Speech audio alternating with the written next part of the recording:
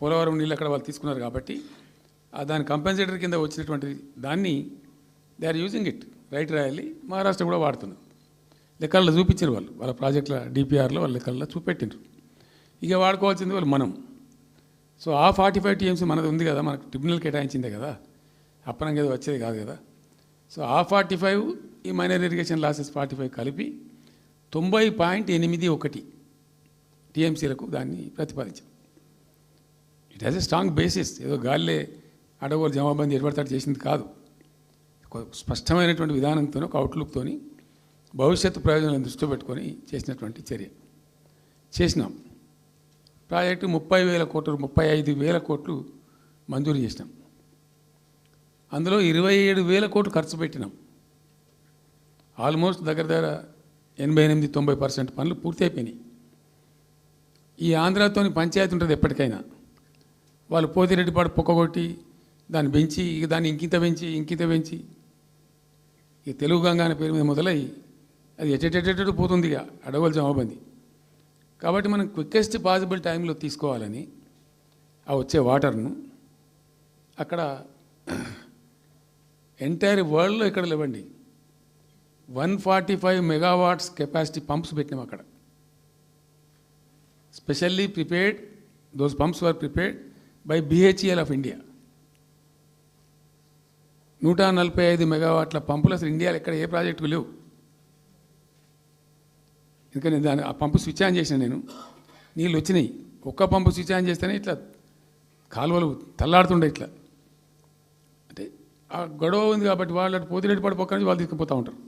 ఆ వర్షాలు వచ్చినప్పుడే మనం తీసుకోవాలి, ఇంకో గత్యంతరం లేదు. కాబట్టి క్విక్కెస్ట్ పాసిబుల్ టైంలో ఈ రిజర్వాయర్లు నింపుకుంటే మనం సేఫ్ అయిపోతాము, జిల్లా కాడికి కొంత న్యాయం జరుగుతుందని చెప్పి ఆ 145 మెగావాట్స్ కెపాసిటీ ఉండే పంప్స్ పెట్టినాం. ఇప్పుడు పంప్స్ అన్నీ ఆల్మోస్ట్ ఇన్స్టాల్ అయినాయి. మరి ఈ గవర్నమెంట్లో వీళ్ళు ఏం పట్టించుకుంటలేరు, అసలు ఏం చేస్తలేరు. అయితే జరిగింది. జరిగిన తర్వాత ఏమైంది, అనుమతులు అంత సాధించారు. దాని మీద చాలా మెలికలు పెట్టినారు.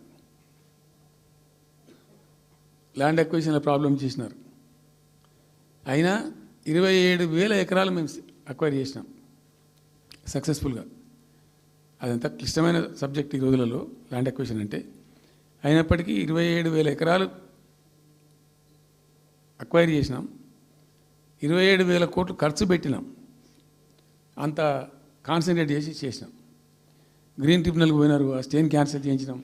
అనేక రకాల అడ్డంకులు కల్పించే ప్రయత్నాలు ఎన్ని చేసినా వాటన్నిటిని అధిగమిస్తూ ఆ ప్రాజెక్టును ముందుకు తీసుకొని పోయినాం. అయితే ఈ పంపులన్నీ ఇన్స్టాలేషన్ అయిపోతుంది, బ్రహ్మాండంగా ఉంది. సరే, ఇంతగా అయితే మా గవర్నమెంట్ మారింది. సహజం, రాజకీయాల్లో గెలుపులు ఉంటాయి, ఓటములు ఉంటాయి, ప్రభుత్వాల మార్పిళ్ళు ఉంటాయి, జరుగుతాయి. కానీ ఎంత తెలుగు తక్కువ దద్దమ్మ ప్రభుత్వం వచ్చినా, నెక్స్ట్ సక్సెసివ్ గవర్నమెంట్ ఎవరు వచ్చినా రాష్ట్ర ప్రయోజనం కదా ఒక ప్రాజెక్ట్ అంటే. ప్రజలకు నీళ్ళు వచ్చేది కదా, ప్రజలు బ్రతికేది కదా, దాన్ని కొనసాగిస్తారు. ఇప్పుడు ఒక్క తట్టెడు మట్టి కూడా తీయలేదండి. మా గవర్నమెంట్ పోయిన తర్వాత పాలమూరు ఎత్తిపోతల పథకంలో ఒక తట్టెడు మట్టి కనీసం నేను తీయలే. మరి దాన్ని ఎందుకు అబాండన్ చేసినరో, దాని ఇంకేం ఉద్దేశం ఉందో, ఇంత నిష్క్రియాపరత్వం ఏంది, ఇంత దారుణమైంది. 2 నెట్ సంవత్సరాలు గడిచిపోయినాయి. ఇప్పుడు మేము గమనిస్తున్నాం. మధ్యలో ఏమైంది, కేంద్ర ప్రభుత్వంతో తమాషా. బీజేపీ మొదటి నుంచి మాకు తెలంగాణకు శని అయింది. అది కేంద్ర ప్రభుత్వం ప్రతిదాన్ని వ్యతిరేకించడమే. ప్రతిదాన్ని చంద్రబాబు ఎన్డీఏలో చేరడం, ఆయన మాటలు పట్టుకొని వ్యతిరేకించడం, అడ్డంగా ఇష్టం వచ్చిన పద్ధతిలో. మేము బాగా కొట్టాను. మేము ఉన్న రోజులు అనేకమైనటువంటి పోరాటాలు చేసి దాన్ని ఎప్పటికప్పుడు సాధించుకున్నాం. అనుమతులు కానీ ఇంకోటి కానీ మొత్తం 9-10 అవసరం పడతాయి. అందులో 6 అనుమతులు ఆల్రెడీ వచ్చేసినాయి. మెయిన్ ఎన్విరాన్మెంట్ అసెస్మెంట్ కమిటీది అదే మెయిన్ అసలు ప్రాజెక్టుకు లైఫ్ లైన్. దాని మొత్తం అనుమతులు వచ్చేసినాయి. దాని తర్వాత మిగిలిన అనుమతులన్నీ లాంఛనమే, ఇక ఇచ్చేయాల్సిందే. అది ఇచ్చిందంటే అటువంటి అతి ముఖ్యమైనటువంటి అనుమతి కూడా తెచ్చినాం. అన్నీ వచ్చిన తర్వాత కేంద్ర ప్రభుత్వం మన చంద్రబాబు నాయుడు ఎంపీలు అవసరం ఉంది కదా అక్కడ వాళ్ళకు. ఇప్పుడు ఇద్దరు ఎంపీలు అవసరం కదా, నితీష్ కుమార్, చంద్రబాబు నాయుడు. దానికోసం బీజేపీ ఎంతకైనా దిగజారుతుంది. ఆడ ప్రభుత్వం నిలబెట్టుకోవాలి కాబట్టి ఎంతకైనా దిగజారి ఆయన మాట పట్టుకొని డిపిఆర్ను వాపసు పంపించారండి. మేము ఉన్న రోజులు రాలే డిపిఆర్ వాపసు, అనుమతులు తెచ్చిన ఉంటాం మేము. ఇంకా డిపిఆర్ వాపసు వస్తే భూమి ఆకాశం ఒకటి చేయాలా రాష్ట్ర ప్రభుత్వం? ఎంత లొల్లి చేయాలా, ఎంత హడావుడి చేయాలా? ఆల్ పార్టీ డెలిగేషన్ తీసుకుపోవాలి. అవసరం వస్తే మేము వడ్లు కొనకపోతే పోయి ఢిల్లీలో ధర్నా చేసినామండి. మేము అప్పుడు మా గవర్నమెంట్ ఉన్నప్పుడు రైతులు పండించిన పంట కొనకపోతే యావత్తు ఎమ్మెల్యేలు క్యాబినెట్ అందరం పోయి ఢిల్లీలో ధర్నా చేసి కేంద్ర ప్రభుత్వం మెడలు వంచినాం. మేము 80 లక్షల టన్నులు మనకి తీసుకుంటామనేటువంటి ఒప్పందం మీద సంతకం చేయించుకొని వచ్చినాం. వడ్లు కొనిపించినాం ఎఫ్సిఐతోని.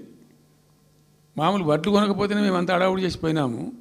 కానీ ఒక ఇంత పెద్ద ప్రధానమైన 3 జిల్లాలకు సంబంధించిన ప్రాజెక్టు డిపిఆర్ వాపసు పంపిస్తే వీళ్ళు కుయ్యలేదు, కుట్టుకోలేదు, వాళ్ళకి చెప్పని కూడా చెప్పలేదు.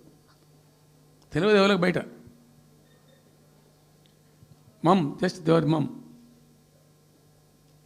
ఇంకా బాధాకరమైన అంశం ఏంటంటే అసలు 170 టీఎంసీలకు దాదాపు మేము ఏమి చేస్తే బ్రిజేష్ ట్రిబ్యునల్ నడుస్తుంది కదా. దీనిలో ఎట్లుంటుందంటే ఇంకో విషయం అండి, నేను స్పష్టంగా చెప్తున్నాను, మళ్ళీ కన్ఫ్యూజన్ వద్దు. దేశంలో ఒక కొత్త రాష్ట్రం ఏర్పడితే దానికి కొన్ని సంక్రమణలు ఉంటాయి. నీళ్ళెన్ని రావాలి, ఫలాంది ఇంత రావాలి, ఫలాంది ఇంత రావాలి అని కొన్ని సంక్రమిస్తాయి ఆటోమేటిక్గా. అది ఎస్ఆర్సీ యాక్ట్. భారతదేశంలో ఇనీషియల్గా ఉన్నాయి 14 స్టేట్సే. ఇప్పుడు జమ్మూ కాశ్మీర్ అదేదో వాళ్ళు చేసినారు, కానీ అదర్వైజ్ 15 రాష్ట్రాలు తర్వాత ఏర్పడ్డాయి. వాళ్ళు దాన్ని ఇప్పుడు యూనియన్ టెరిటరీ చేసినారు కదా లద్దాఖ్ను. 15 అంటే ఒరిజినల్గా ఉన్నదానికంటే ఇంకో రాష్ట్రం ఎక్కువ కలిపి కొత్త రాష్ట్రాలు వచ్చినాయి. సో వాటికి పద్ధతి ఉంది. ఏ రాష్ట్రం ఏర్పడ్డప్పుడు దానికి ఏదేమి ఇవ్వాలి, హైకోర్టు ఎట్లా, పలాంది ఎట్లా అన్నీ దానికి ఒక చట్టం ఉంది. అవన్నిటిని బుల్డోజ్ చేస్తూ ఇక్కడ ఇయ్యలే. నీళ్ళు ఎన్ని రావాలా, ఫస్ట్ ఛాయిస్ వాళ్ళకి ఇస్తారంటే ఆ రాష్ట్రాలకు ఇస్తారు. ఏ రాష్ట్రాలు అయితే విడిపోయినాయో మీరు మ్యూచువల్ అండర్స్టాండింగ్లో చేసుకోండి అని ఇస్తారు. ఇక్కడ పొసిగే కార్యక్రమం కాదు. కాబట్టి మేము ఏం చేసినామంటే 1 ఇయర్ తర్వాత 1 ఇయర్ లోపు ఒకవేళ పరిష్కారం అయితే 2 రాష్ట్రాలు చేసుకోవాలా, లేదా సెంట్రల్ గవర్నమెంటే ఆర్బిట్రేషన్ ద్వారా చెయ్యాలా కూర్చొని. చేయనప్పుడు ఏం చేయాలంటే సుప్రీంకోర్టుకు పోవాలి. మేము 1 ఇయర్ తర్వాత కేంద్ర ప్రభుత్వానికి అప్పీల్ చేసినాం. సెక్షన్ 3 వేయండి, మాకు కృష్ణా జలాల పునఃపంపిణీ చేయండి. చేస్తే దాన్ని వాళ్ళు ఖాతరు చేయాలి. మేము సుప్రీంకోర్టుకు పోయినాం. సుప్రీంకోర్టు కోపానికి వచ్చింది కేంద్ర ప్రభుత్వం మీద కూడా. ఒక రాష్ట్రం అంటూ ఏర్పడ్డప్పుడు యాక్ట్ ప్రకారం, పార్లమెంట్ యాక్ట్ ప్రకారం వాళ్ళకి రావాల్సిన అన్నీ రావాలి కదా. మరి ఇది కూడా వాళ్ళకి ఏదో తేల్చండి, మీరు తెలుస్తారా లేదంటే అప్పుడు ఆ మంత్రి, ఆయన పేరు షెకావత్ ఉండే కదా, గజేంద్ర సింగ్ షెకావత్, నేను ఢిల్లీ పోయినప్పుడు నన్ను రిక్వెస్ట్ చేసిన ఆయన, భాయ్ సాబ్ మాకు కూడా ఇబ్బంది అవుతుంది, మీరు అది విత్డ్రా చేసుకోండి సుప్రీంకోర్టులో కేసు, మేము సెక్షన్ 3 చేస్తామండి. అప్పటికే 2-3 ఏళ్ళు గడిచిపోయింది, డిలే అవుతా ఉన్నది. నేను పోయినప్పుడు అలా అడుగుతున్నా, పర్సూ చేస్తున్నా, మాట్లాడుతున్నాం, ప్రైమ్ మినిస్టర్ లెటర్స్ ఇచ్చినాం, అన్నీ చేస్తున్నాం. ఫైనల్గా సుప్రీంకోర్టు చివాట్లు పెట్టిన తర్వాత వాళ్ళు ఉండి మీకు విత్డ్రా చేసుకుంటే దయచేసి మేము ఇట్లా సుప్రీంకోర్టు ఆర్డర్ వస్తుందని తెలిసిపోయింది వాళ్ళకు కూడా. ఆటోమేటిక్ ఇస్తుంది కదా కోర్టు ఆర్డర్, న్యాయప్రదంగా రావాల్సింది ఇస్తుంది.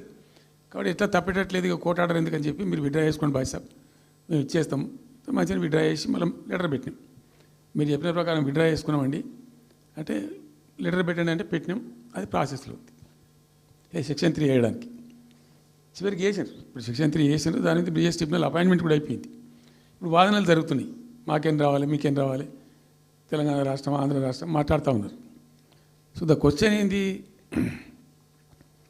అక్కడ ఉంది, ఇప్పుడు తేలుతుంది. మా ఉద్దేశం ఏంది, 90 టీఎంసీలు అయితే మాకున్నాయి నికరం, మాకు ఎవరు ఇచ్చేదేం లేదు, ఎవరు అడుక్కునేదేం లేదు. అడిషనల్ ఇంకో 60-70 టీఎంసీ, ఇంకో 70-80 టీఎంసీ కావాలంటే ఎట్లా అంటే ఈ ట్రిబ్యునల్లో వచ్చేటువంటి అధిక వాటా ఏదైతే మనకు ఉంటుందో ఇందులో ఒక గుడ్ సైన్ ఆయన ఈయన బ్రిజేష్ ట్రిబ్యునల్ ఏం చేసిండు, వచ్చిన తర్వాత ఆయన ఒకటి చేసిండు. అంతకుముందు చట్టం ఏముంటుండే, 75% డిపెండబిలిటీ మీదనే నదుల నీళ్ళు కేటాయింపు జరగాలి, 75% డిపెండబిలిటీ మీద. మన కృష్ణా జలాలు ఇచ్చినప్పుడు అట్లే ఇచ్చిండ్రు.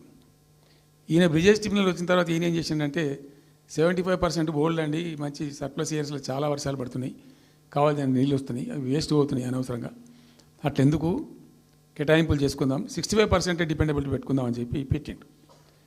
దాని ద్వారా ఏమైంది, మన కృష్ణా నదిలో ఒరిజినల్గా వచ్చిన అలాట్మెంట్ 811 టీఎంసీ, 811 టీఎంసీలే బచావ్ ట్రిబ్యునల్ ప్రకారం.